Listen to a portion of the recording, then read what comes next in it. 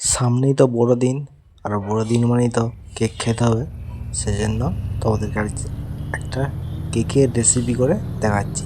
সঙ্গে নিয়ে নিয়েছি 2টো ডিম একটা পাত্রে, আর নিয়ে নিয়েছি 1 কাপ চিনি।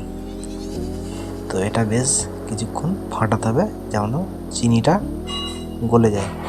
তারপর নিয়ে নেব 2 কাপ দুধ, ওই কাপেরই 2 কাপ দুধ, আর ভালো করে মাখানোর পর ময়দা 3 কাপ।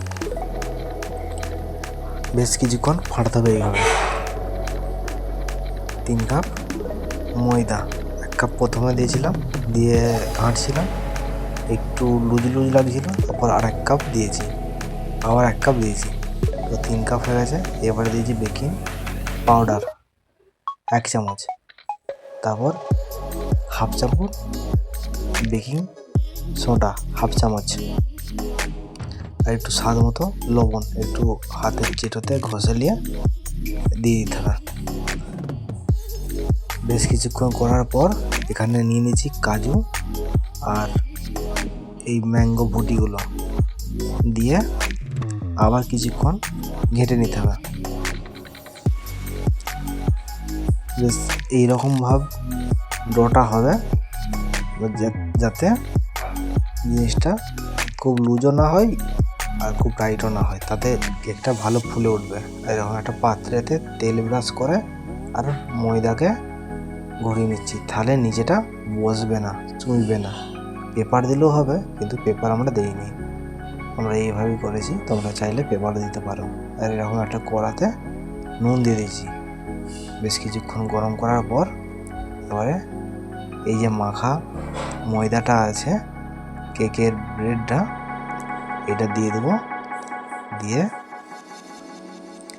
কড়ার উপরে বসিয়ে দেবো। বেশ আধ ঘন্টার মতো রেখে দেবো। তারপর উপর দিয়ে কাজু কিশমিশ এইভাবে সাজিয়ে দেবো, তাহলে জিনিসটা আরও ভালো লাগবে। তো কাজু কিশমিশগুলো সাজানো হয়ে গেছে, আবার রেখে দেবো আধ ঘন্টা। চলো আধ ঘন্টার পর দেখি, এই দেখো কত সুন্দর একদম খাস্তা কেক, পুরো দোকানের মতো। তোমরা অতি সহজেই দেখে নিতে পারো। দেখো আমি করে দেখলাম, কাঁচা ভাবটা নেই, পুরো পেকে গেছে।